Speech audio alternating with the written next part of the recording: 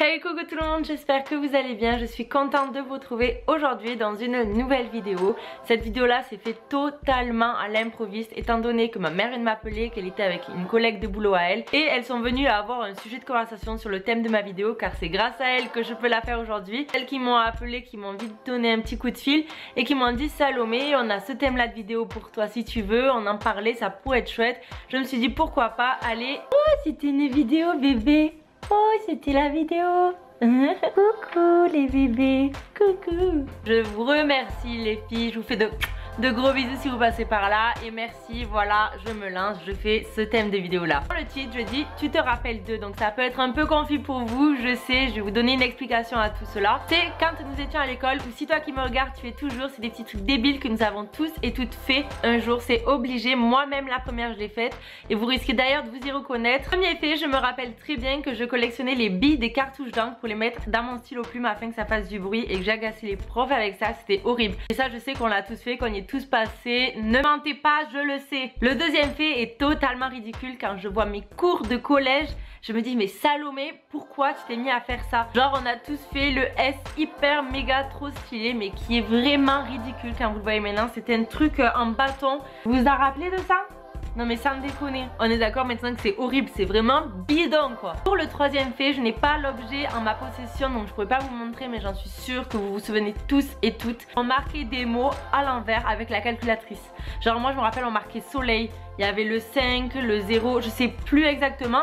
Et quand on retournait la calculatrice, il y avait le mot d'affiché et là on était trop fiers de nous. On a tous essayé d'escroquer notre professeur en lui faisant croire tout simplement qu'on avait oublié le devoir à la maison. Alors qu'en fait on ne l'avait pas fait et je sais très bien que tu ne l'as pas fait non plus. Je le sais, je le sais. Et pour défendre votre partie, vous avez en plus essayé de rajouter le ne vous en faites pas, je vous le ramènerai demain. Là, vous avez vraiment cru que le professeur il a pas capté que vous pouvez le faire dans la soirée et le ramener demain? Vous êtes déjà grillé là les gars. Never! Pour le cinquième fait, j'en suis sûre que vous allez tous vous y reconnaître, c'est obligé. Genre tu devais apprendre la leçon pour le lendemain, tu n'as strictement rien fait et quand tu arrives en cours, tu ne sais rien du tout et là le prof il dit allez, je vais interroger quelqu'un aujourd'hui. Et là, je vous jure que vous baissez les yeux, mais limite vous pouvez caresser le sol avec vos yeux, vous savez. Faut pas que le professeur esquive mon regard parce que sinon il va me griller, il va m'interroger à moi. Pour le sixième fait, on peut l'avoir fait en primaire, au lycée, mais moi c'était plutôt au collège que j'ai fait ça et je me rappelle très très bien. On a ce besoin constant de montrer qu'on a des amis, qu'on n'est pas solo, au point de donner sa trousse à son camarade de classe pour qu'il nous marque des mots dessus. J'en suis sûre que si vous regardez vos trousses d'avant et si actuellement vous êtes encore en cours et que vous regardez vos trousses, elles ne sont pas neutres. Elles sont toutes écrites.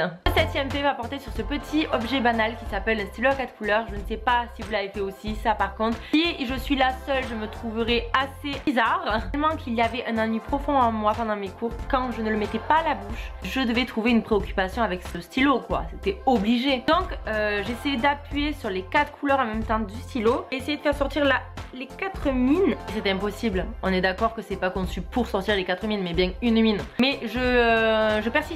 Je me disais, y arriver. S'il faut, tu vas y arriver à aller sortir les 4 mines. Ridicule. Parce que je vous jure que vous allez vous y reconnaître dedans. Car votre professeur de langue étrangère, que ça soit espagnol, anglais, pour ma part c'était l'anglais. Ouais, c'était l'anglais. Quand votre professeur va vous interroger un à un pour lire un mot du genre prenez la page temps, on commence par là et vous lisez un mot chacun. Et là, question de survie, bien entendu, vous comptez les élèves un à un jusqu'à votre tour et vous reliez tous les mots 1, 2, 3, 4 et puis à un moment donné, quand vous tombez sur votre mot, vous le répétez en boucle et en boucle dans votre tête afin de vous préparer à bien le prononcer. Il me manquait vraiment une case à cette époque. Hein. Pour l'avant-dernier fait, je ne pense pas qu'on faisait ça au lycée, mais moi je sais que je faisais, je crois, début 6e et plutôt en primaire. On appelle ça les poètes-poètes chez nous, donc peut-être que vous avez un autre nom pour le qualifier, dites-moi-le en commentaire à ce moment-là. Cette espèce de petit origami, enfin je sais pas comment vous dire, ce petit pliage de papier que vous faites et qu'après vous avez la possibilité de le mettre dans vos mains et de le bouger comme ceci. Donc là vous avez tous reconnu ce que c'est, j'en suis sûre. Vous marquez dedans des petits mots et vous demandez à la personne en face de choisir un chiffre entre temps et temps et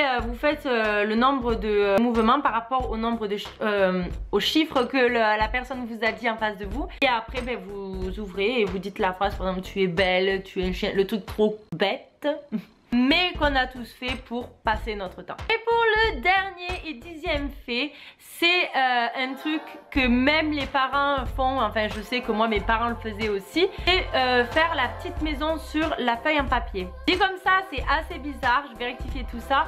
C'est la petite maison que vous faites sur la feuille mais sans lever le stylo des mains. Enfin, je sais pas comment vous expliquer. Genre on monte, on fait le toit, il y a une croix dedans, mais il faut pas que les traits se recroisent et il faut pas, surtout pas enlever le stylo, sinon t'as perdu. Je sais que ça, on l'a tous fait. Je sais que je suis pas la seule. Voilà, j'espère que cette vidéo là vous aura plu. Moi en tout cas je me suis trop amusée à la faire avec vous. Merci les filles de m'avoir aidé pour ce thème de vidéo là, parce que franchement il était vraiment chouette. Si tu es nouvelle sur ma chaîne, n'hésite surtout pas à t'abonner, ça me fera super plaisir. Et tu pourras à ce moment là voir les prochaines vidéos bien entendu. Si cette vidéo là t'a plu, n'hésite pas à laisser un petit pouce bleu, ça me fera méga plaisir. Si tu es retrouvé dans cette vidéo là, n'hésite pas à me le dire en commentaire, ça me rassurera. J'aurai l'esprit un peu plus...